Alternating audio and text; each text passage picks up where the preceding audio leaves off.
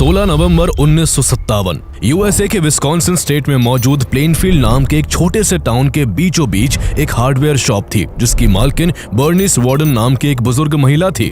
गांव के लोगों को जब भी किसी सामान की जरूरत पड़ती तो वो यही आया करते थे और इसलिए बर्निस को सब अच्छे से जानते थे। उनका बेटा फ्रैंक वार्डन प्लेनफील्ड टाउन का डेप्यूटी शेरिफ था। 16 नवंबर की शाम 5 बजे जब फ्रैंक स्टोर पहुंचा तो स्टोर पर क्लोज का बोर्ड लटक रहा था। उसको ये देखकर बड़ी हैरानी हुई क्योंकि इस समय तक स्टोर हमेशा खुला रहता था। हालांकि स्टोर का दरवाजा लॉक नहीं था, इसलिए उसे लगा कि शायद उसकी मां अंदर काम कर रही होगी। लेकिन स्टोर के अंदर घुसते ही जो उसने देखा वो देखकर उसके होश उड़ गए। स्टोर के फर्श पर खून के ताजा धब्बे बिखरे हुए थे और स्टोर की रैक्स में जहां कुछ बंदूकें रखी रहती थी उनमें से एक 22 कैलिबर की बंदूक अपनी जगह से हटके रखी हुई थी। इसके अलावा स्टोर के पीछे के दरवाजे पर जमीन पर किसी के खींच कर ले जाए जाने के निशान बने हुए थे। ये सब बातें इस तरफ साफ इशारा कर रही थी कि वहां कोई बड़ी अनहोनी हुई है। घबराए हुए फ्रैंक ने तुरंत लोकल शेरिफ आर्थर श्ले को इसकी सूचना दी, जो कि एक छोटा सा टाउन था जहां केवल 700 लोगों की आबादी रहती थी और जहां अपराध लगभग ना के बराबर होते थे। इसलिए यह नजारा सचमुच डरा देने वाला था। ऊपर से ये मामला डेप्यूटी शेरिफ फ्रैंक वार्डन की मां से जुड़ा था, इसलिए शेरिफ आर्थर श्ले ने तुरंत स्टोर आकर इन्वेस्टिगेशन शुरू कर दी। स्टोर के अंदर एक लॉगबुक रहती थी जिसमें कस्टमर्स की खरीदारी का पूरा रिकॉर्ड रखा जाता था। दुकान की लॉगबुक के जब पन्ने पलट कर देखे गए तो उसमें लास्ट एंट्री एड गीन नाम के आदमी की थी जो एंटी फ्रीज लिक्विड लेने आया था। टाउन के लोग एड गीन को मंद बुद्धि समझते थे क्योंकि वो किसी से भी कम बात करता था और अक्सर अपने आप में खोया रहता था। वो एक काफी बड़े फार्म हाउस जैसे घर में अकेला रहता था। टाउन वालों की नजरों में एड गीन एक ऐसा शख्स था जिसे दुनियादारी की ज्यादा समझ नहीं थी, क्योंकि एड गीन ही वो शख्स था जिसने फ्रैंक वार्डन की मां के गायब होने से पहले आखिरी बार स्टोर से कुछ खरीदा था। इसलिए शेरिफ आर्थर श्ले और फ्रैंक वार्डन ने सोचा कि शायद एड गीन को इस बारे में कुछ पता हो, इसलिए वो पूछताछ करने के लिए उसके घर की तरफ निकल गए। जब आर्थर और फ्रैंक उस सुनसान और जर्जर फार्म हाउस में पहुंचे तो वहां की हवा में एक अजीब सा भारीपन था। एड गीन वहां मौजूद नहीं था, लेकिन घर का दरवाजा खुला हुआ था। पहले उन्होंने एड गीन को कई बार आवाजें लगाई, लेकिन जब एड गीन ने कोई जवाब नहीं दिया तो वो अंदर घुस गए। लेकिन जैसे ही उन्होंने घर के अंदर कदम रखा उन्हें एक अजीब सी बदबू महसूस हुई जो इतनी ज्यादा भयानक थी कि शेरिफ आर्थर श्ले बाहर आकर उल्टियां करने लगे। कुछ देर बाद जब वो और फ्रैंक वार्डन किसी तरह खुद को संभाल कर अंदर घुसे तो जो मंजर उनके सामने आया वो किसी की भी मेंटल स्टेबिलिटी को बिगाड़ने के लिए काफी था। अंधेरे कमरों में टॉर्च की रोशनी पड़ते ही जो पहली चीज दिखी वो इंसानी खोपड़ियां थी। इनमें कुछ वैसी की वैसी थी और कुछ को इस तरह आकार दिया गया था जैसे वो रोजमर्रा के इस्तेमाल की चीजें हो। लेकिन ये तो कुछ भी नहीं था। जैसे जैसे दोनों पुलिस वाले घर के और अंदर बढ़े उनके पैरों तले जमीन खिसकने लगी। उन्होंने देखा कि घर के अंदर मौजूद सजावट का सामान लकड़ी या कपड़े का नहीं बल्कि इंसानी त्वचा और हड्डियों का बना था। दीवारों पर टंगी वस्तुएं, अलमारियों में रखी चीजें और कमरे के कोनों में पड़ा सामान, हर चीज इंसानी शरीर का बना था। एक अलमारी में रखी बेल्ट और दस्ताने भी इसी तरह तैयार किए गए थे। एड गीन के बेड के चारों कोनों पर असली खोपड़ियां लगी हुई थी जो किसी अजीब रस्म का हिस्सा लग रही थी। कमरे में एक कोने में कुछ मास्क रखे हुए थे। जब शेरिफ ने एक मास्क को ध्यान से देखा तो उनकी सांसें थम गई। वो मास्क किसी और का नहीं बल्कि 1954 में लापता हुई महिला मैरी होगन के चेहरे का था। यह मंजर ही किसी की आत्मा को झकझोर कर रख देने के लिए काफी था। लेकिन किचन में मिला नजारा और भी विचलित करने वाला था। वहां इंसानी शरीर से जुड़ी चीजें ऐसी अवस्था में थी जिनकी कोई कल्पना भी नहीं कर सकता। जहां कुछ अंग स्टोव पर पानी में उबल रहे थे तो वही 9 महिलाओं के गुप्त अंग फ्रिज के अंदर रखे हुए थे। पुलिस को तलाश के दौरान एड गीन के घर से एक विमेन सूट भी मिला जिसे देखकर शेरिफ श्ले के रोंगटे खड़े हो गए। ये सूट अलग अलग महिलाओं की त्वचा से तैयार किया गया था और इसका मकसद एक महिला का रूप धारण करना था। यहाँ मौजूद हर चीज इतनी ज्यादा दिल दहला देने वाली थी कि उस वक्त पुलिस को ऐसा महसूस हो रहा था जैसे वो नरक के किसी गलियारे में खड़े हैं। लेकिन इस भयानक नजारे और घर में मिली इन डरावनी चीजों से आखिर उस एड गीन नाम के आदमी का क्या रिश्ता था जिसे टाउन वाले सिर्फ एक मंदबुद्धि और शांत इंसान समझते थे।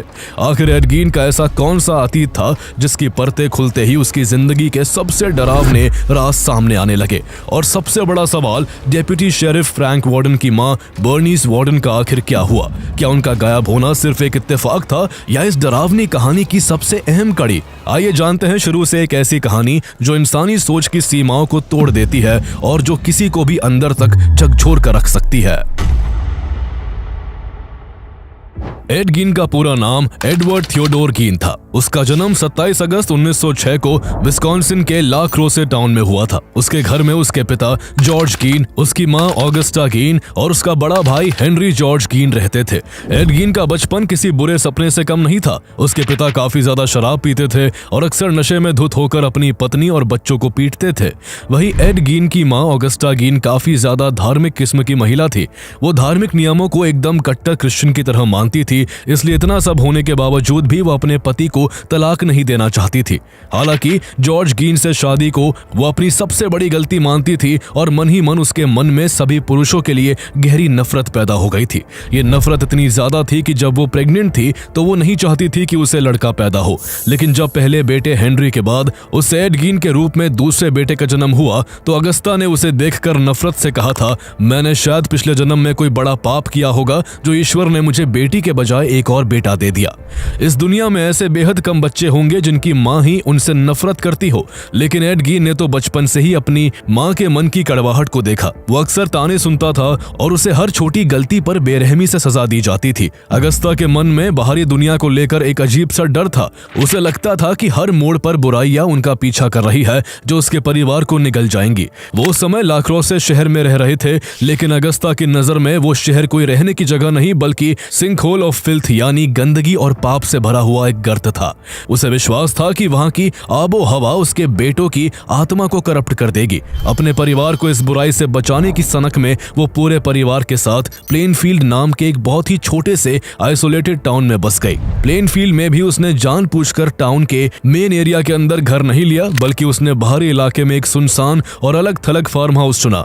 उसे लगता था कि अगर उसके 2 कम उम्र के बेटे गांव के लोगों से मिलेंगे या सोशल लाइफ जिएंगे तो वो भी उनकी तरह करप्ट हो जाएंगे। इस आइसोलेशन की वजह से उसके बेटों की दुनिया सिर्फ उसकी आवाज तक सिमट कर रह गई। वो हर दिन घंटों तक अपने बेटों को बाइबल पढ़कर सुनाती थी, लेकिन इनमें भी वो कभी प्यार या शांति की बातें नहीं करती थी, बल्कि उसकी बातें पाप, नरक और मौत के डरावने किस्सों से भरी होती थी। उसने एड गीन के दिमाग में ये बात पत्थर की लकीर की तरह बैठा दी थी कि दुनिया की हर दूसरी औरत एक प्रोस्टिट्यूट है और बाहर की दुनिया सिर्फ विनाश का रास्ता है। इसी सोशल आइसोलेशन ने एड गीन की पर्सनैलिटी को पूरी तरह कुचल दिया। जिस उम्र में बच्चों के दोस्त बनते हैं, एड गीन उस उम्र में एक सुनसान प्लेनफील्ड फार्म हाउस में अपनी माँ की नफरत और कट्टरता के बीच बड़ा हो रहा था। जब भी एड गीन किसी लड़की से बात करने की कोशिश करता, उसकी माँ उसे नर्क की आग का डर दिखाकर घंटों कमरे में बंद कर देती। इस तरह अगस्ता ने एड गीन को एक ऐसी मानसिक जेल में डाल दिया था जहां से निकलने का उसके पास कोई रास्ता नहीं था। हालांकि एड गीन का बड़ा भाई हेनरी अपनी माँ की बातों से इतना प्रभावित नहीं था, लेकिन एड गीन की पूरी दुनिया अपनी माँ की चारों तरफ सिमटी हुई थी और वो उनकी कोई भी बात टाल नहीं सकता था। एड गीन केवल स्कूल जाने के लिए अपनी माँ के बिना फार्म हाउस से बाहर कदम रखता था, लेकिन वहां भी वो कभी एक नॉर्मल बच्चे की तरह घुल मिल नहीं पाया। स्कूल में उसका कोई भी दोस्त नहीं बना क्योंकि उसकी परवरिश ने उसे सिखाया था कि बाहर के लोग अपवित्र है। वो अक्सर क्लास में बैठे बैठे अचानक किसी ऐसी बात पर जोर जोर से हंसने लगता जिससे केवल वही समझ सकता था। अपनी हरकतों की वजह से वो अक्सर स्कूल में बुली होता, लेकिन एड गीन के लिए सबसे बड़ी मुसीबत ये थी कि जब वो बुली होकर घर लौटता तो उसे अपनी माँ से भी सिंपैथी नहीं मिलती थी। इसका नतीजा ये हुआ कि 8th ग्रेड के बाद एड गीन ने स्कूल और पढ़ाई को अलविदा कह दिया। इसके बाद साल गुजरते गए और एड गीन की जिंदगी एक घर में सिमटती रही। इस बीच साल 1940 में जब एड गीन 33 साल का था, तब उसके अल्कोहलिक फादर जॉर्ज गीन की डेथ हो गई। पिता की मौत के बाद घर को संभालने की जिम्मेदारी दोनों भाइयों के ऊपर आ गई, इसलिए वो अपने परिवार के फार्म हाउस पर पूरा समय देने लगे और खेती बाड़ी में हाथ बटाने लगे। घर के खर्चों को चलाने के लिए वे दोनों प्लेनफील्ड टाउन में हैंडीमैन के तौर पर छोटे मोटे काम भी किया करते थे। एड गीन अक्सर लोगों के घरों में खिड़कियां लगाने, पुरानी छतों की मरम्मत करने, दीवारों पर पेंट करने और खेतों की बाड़ ठीक करने जैसे काम करता था। उसका बड़ा भाई हेनरी माँ की बातों को सुनता जरूर था, मगर वो इन बातों से इत्तेफाक नहीं रखता था। माँ के डोमिनेंस के बावजूद भी वो बाहरी दुनिया से संपर्क रखता था, यहाँ तक कि उसका प्लेनफील्ड में ही रहने वाली 2 बच्चों की विधवा माँ के साथ अफेयर चल रहा था और जल्द ही वो उसके साथ मूव करने के बारे में सोच रहा था। लेकिन 1944 में उसका ये सपना हमेशा के लिए एक सपना ही रह गया। 1944 में एक दिन हेनरी और एड गीन मिलकर फार्म हाउस के आसपास खड़ी झाड़ियों को साफ कर रहे थे। दोनों ने मिलकर झाड़ियों का ढेर लगा दिया और उसमें आग लगा दी, लेकिन थोड़ी ही देर में आग इतनी बेकाबू हो गई कि हेनरी को संभलने तक का मौका नहीं मिला और उसकी मौत हो गई। लेकिन हैरानी की बात यह थी कि बिना कोई पोस्टमार्टम किए दम घुटने को उसकी मौत की वजह बताया गया, जबकि उसके सिर पर गंभीर चोट भी लगी थी जिसे नजरअंदाज कर दिया गया। पिता और भाई की मौत के बाद एड गीन को गहरा झटका लगा था, लेकिन उसकी मां का साया अब भी उसे थामे हुए था। इसके अलावा उसको किताबें पढ़ने का शौक था, जिसकी वजह से उसकी जिंदगी में रोमांच था। एड गीन के पास किताबों और मैगजीन्स का एक बड़ा कलेक्शन था, जिसमें वर्ल्ड वॉर 2 और खासकर जर्मन एट्रोसिटीज से जुड़ी कहानियां और खबरें थी। वो पढ़ता था कि युद्ध के दौरान नाजी कंसंट्रेशन कैंप्स में कैदियों के साथ किस तरह का अमानवीय व्यवहार किया जाता था। उन मैगजीन्स में ऐसी खबरें और तस्वीरें थी जिनमें इंसानी अंगों के साथ प्रयोग किए जाने का जिक्र था। जहां एक साधारण इंसान ये सब देखकर कांप जाता, वहीं एड गीन को ये कहानियां काफी ज्यादा फैसिनेटिंग लगती थी। जब दुनिया सो रही होती थी, तब वो अपने कमरे में घंटों तक क्राइम मैगजीन्स और ह्यूमन एनाटॉमी की कहानियों में खोया रहता था। घर के माहौल और इन कहानियों ने मिलकर एड गीन के दिमाग में एक ऐसा पैरेलल वर्ल्ड बना दिया था कि वो बाहर से सीधा साधा या कम बुद्धि वाला दिखता था, लेकिन उसके अंदर ही अंदर एक खौफनाक तूफान पल रहा था, जिसे बस एक चिंगारी की जरूरत थी। और वो चिंगारी तब भड़की जब दिसंबर 1945 में स्ट्रोक के चलते उसकी प्यारी मां अगस्ता की भी मौत हो गई। मां की मौत ने उसे अंदर तक झकझोर कर रख दिया। वो अपनी मां के बिना एक दिन भी जीने की कल्पना नहीं कर सकता था। मां की मौत ने एड गीन के अंदर एक ऐसा खालीपन पैदा कर दिया जिसे भरना नामुमकिन था। वो घंटों अपनी मां के खाली बिस्तर के पास बैठकर रोता रहता, उनके पुराने कपड़ों को सूंघता और उन्हें पुकारता। पूरे प्लेनफील्ड टाउन के लिए एड गीन एक बेचारा अनाथ था, लेकिन उस खामोश फार्म हाउस की दीवारों के पीछे बिल्कुल अकेले रह चुके एड गीन का मानसिक संतुलन पूरी तरह ढह चुका था। उसने मां की याद में पूरे घर को एक तरह का मंदिर बना दिया। उसने उन कमरों को बंद कर दिया जिनका इस्तेमाल उसकी मां करती थी, और खुद किचन के पास एक छोटे से बेडरूम में रहने लगा। वो लोगों से कम बात करता और ज्यादातर समय घर के अंदर ही गुजारता। तन्हाई के उन काले दिनों में एड गीन को धीरे धीरे अपने कानों में फुसफुसाहटें सुनाई देने लगी। उसे उसका भ्रम कहे या उसके पागलपन की शुरुआत कहे कि मां की मौत के 18 महीने बाद एक रात जुनून की हद पार करते हुए वो कुदाल और फावड़ा लेकर सीधा कब्रिस्तान पहुंच गया। रात के अंधेरे में एड ने पागलों की तरह अपनी मां की कब्र को खोदना शुरू किया। मिट्टी हटाते हुए उसके हाथ कांप नहीं रहे थे, बल्कि उनमें एक अजीब सा पागलपन था। जब उसने ताबूत खोला और अपनी मां की सड़ती हुई लाश को देखा, तो उसे एक अजीब सा सुकून मिला। उसने अपनी मां के सिर को धड़ से अलग किया और अपने साथ घर ले आया। वो सिर के पास बैठकर घंटों बातें किया करता। उसे लगने लगा था कि उसकी माँ बस गहरी नींद में है और किसी भी वक्त उठकर उसे गले से लगा लेंगी। लेकिन माँ के सिर को घर में रखने से भी उसका मन नहीं भर रहा था। उसे अपनी माँ की काफी ज्यादा कमी खल रही थी। वो अब अपनी माँ को फिर से जिंदा करना चाहता था और उनके वजूद को अपने शरीर पर महसूस करना चाहता था। उसने सोचा कि अगर वो किसी तरह से एक ऐसा सूट बना ले जो उसकी माँ की तरह लगता हो, तो वो उसको पहनकर अपनी माँ को महसूस कर सकता है।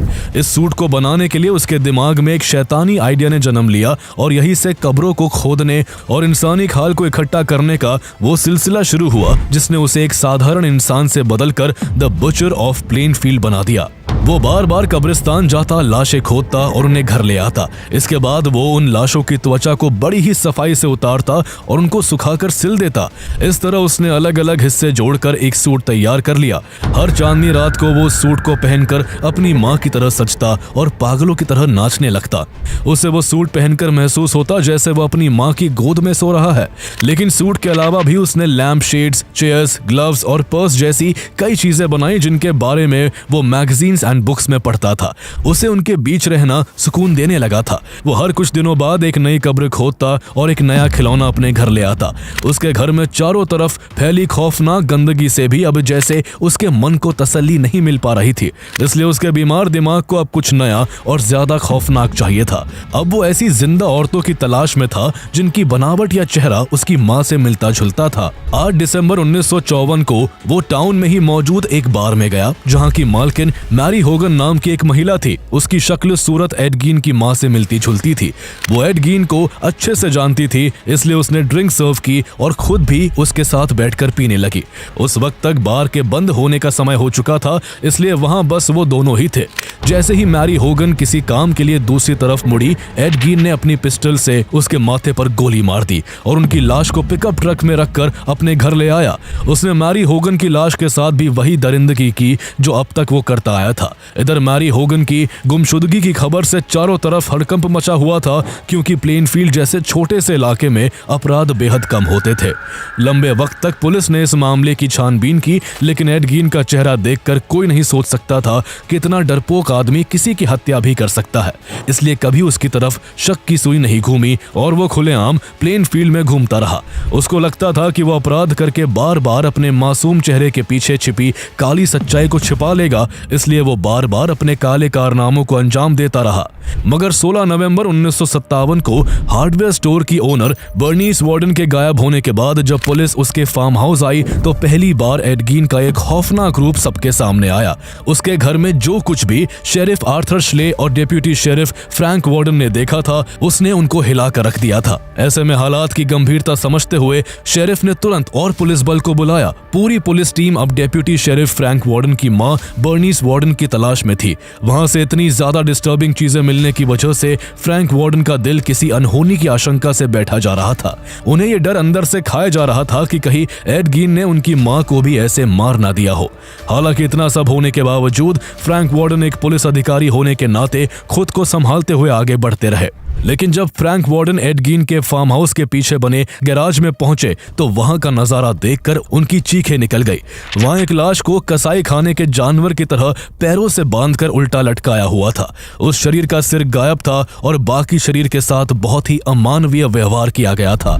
जब पास ही रखे एक बोरे की तलाशी ली गई तो उसके अंदर बर्नीस वार्डन का सिर रखा हुआ था। एक बेटे के लिए अपनी मां को इस हाल में देखना दुनिया का सबसे बड़ा मानसिक आघात था। फ्रैंक वार्डन अभी उस सदमे से उबर भी नहीं पाए थे कि तभी फार्म हाउस के बाहर एक पिकअप ट्रक आ जाती है। ट्रक के अंदर एड गीन बैठा हुआ था, जिससे शुरुआत में सिर्फ पूछताछ के लिए पुलिस वाले आए थे, लेकिन उसके घर से निकली चीजों ने तो पूरी कहानी ही बदल कर रख दी थी। एड गीन वहां पुलिस को देखकर बिल्कुल भी हैरान नहीं था और किसी शातिर अपराधी की तरह भागने के बजाय वो आराम से गाड़ी से उतरकर पुलिस की तरफ देखने लगा।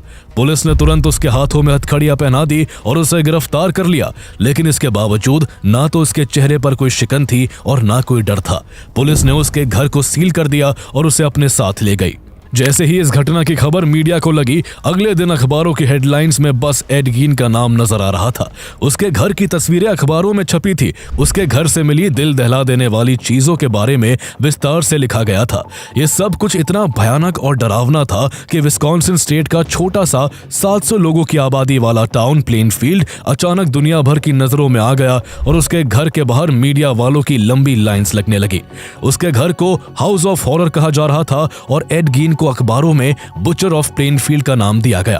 प्लेनफील्ड के लोग भी हैरान थे कि देखने में इतना सीधा लगने वाला कोई शख्स इतना ज्यादा क्रूअल एंड डेंजरस कैसे हो सकता है। इसके बाद एड गीन का इंटेरोगेशन शुरू हुआ। उसने पूरे 30 घंटे तक अपना मुंह नहीं खोला, लेकिन इसके बाद उसने इन्वेस्टिगेटर्स से एक अजीब डिमांड रख दी। उसने बड़े ही बचकाने तरीके से एप्पल पाई की मांग की जिसके ऊपर चेडर चीज हो। जैसे ही उसे खाने के लिए एप्पल पाई दी गई, वो बच्चों की तरह खुश हो गया और उसे खाने के अगले ही पल उसने अपना सच उगल दिया। उसने कबूल किया कि उसने मैरी होगन और बर्नीस वार्डन की हत्या की है। उसने बताया कि 16 नवंबर 1957 की सुबह उसने बर्नीस वार्डन के स्टोर जाकर वहां की रैक में रखी एक 22 कैलिबर की बंदूक से बर्नीस वार्डन की हत्या कर दी थी और उसे खींचकर अपने पिकअप ट्रक में डालकर अपने घर ले आया था। इन दो हत्याओं को कबूलने के अलावा उसने ये भी एक्सेप्ट किया कि वो इस दौरान 9 से ज्यादा शवों को कब्रिस्तान से खोद कर लाया था। हैरानी की बात यह थी कि सभी शव महिलाओं के थे, लेकिन पुलिस को शक था कि उसने उन दोनों महिलाओं के अलावा और भी लोगों की हत्या की होगी जो बहुत समय से आसपास के इलाके से गायब थे। उसके ऊपर एक टीनेजर गर्ल एवलिन हार्टले, 8 साल की जॉर्जिया वेकलर और विक्टर ट्रेविस एंड रे बर्गीज नाम के 2 दोस्तों को गायब करने का भी शक था, जिन्हें फिर कभी ढूंढा नहीं जा सका। लेकिन एड गीन ने इन आरोपों को कबूल नहीं किया। इसके अलावा कई लोग बाद में ये भी मानने लगे कि एड गीन ने ही अपने भाई हेनरी की भी हत्या की थी, क्योंकि उसका बड़ा भाई उसकी मां के खिलाफ बातें करता था, जो एड गीन को बिल्कुल बर्दाश्त नहीं था। इस बात को बल इसलिए भी मिलता है क्योंकि मौत के वक्त उसके भाई के सिर पर चोट के निशान थे, जिन्हें पुलिस ने इग्नोर कर दिया था। चूंकि एड गीन ने कब्रों से 9 शवों को निकालने और 2 महिलाओं की हत्या को कबूल कर लिया था, इसलिए उसे जल्द ही सजा के लिए कोर्ट में पेश किया गया।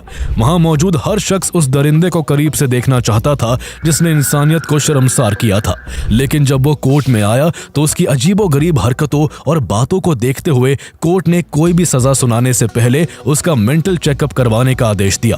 डॉक्टरों की एक टीम ने जब एड गीन की जांच की तो रिपोर्ट्स ने सबको चौंका दिया। इसे स्किज़ोफ्रेनिया नाम की गंभीर मानसिक बीमारी थी। इस बीमारी की वजह से उसे हैलुसिनेशंस होते थे, यानी उसे ऐसी आवाजें सुनाई देती थी और ऐसी चीजें दिखाई देती थी जिनका असल दुनिया में कोई वजूद नहीं था। वो सचमुच मानता था कि उसकी मरी हुई माँ अगस्ता गीन उससे बात करती है।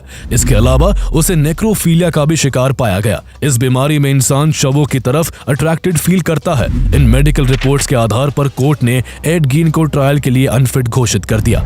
जज का मानना था कि वो अपनी मानसिक स्थिति के कारण अपने जुर्म की गंभीरता को समझने के लायक नहीं है और इसलिए उसे जेल के बजाय एक मेंटल असाइलम भेज दिया गया। इसके कुछ हफ्ते बाद एड गीन के प्लेनफील्ड फार्म हाउस और उसकी तमाम खौफनाक चीजों की नीलामी होने वाली थी, लेकिन नीलामी से ठीक एक दिन पहले उसका घर रहस्यमय परिस्थितियों में जलकर राख हो गया।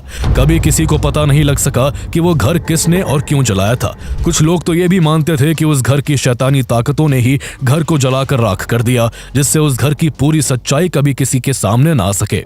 एड गीन ने अपनी जिंदगी के अगले 10 साल उसी पागल खाने में बिताए जहां पर एड का बिहेवियर आमतौर पर बहुत शांत था, लेकिन हर फुल मून के आसपास वो डिल्यूजनल हो जाता था और अजीब बातें करने लगता था। आखिरकार 1968 में डॉक्टरों ने उसे बर्नीस वार्डन की हत्या के मामले में ट्रायल का सामना करने के लायक घोषित किया।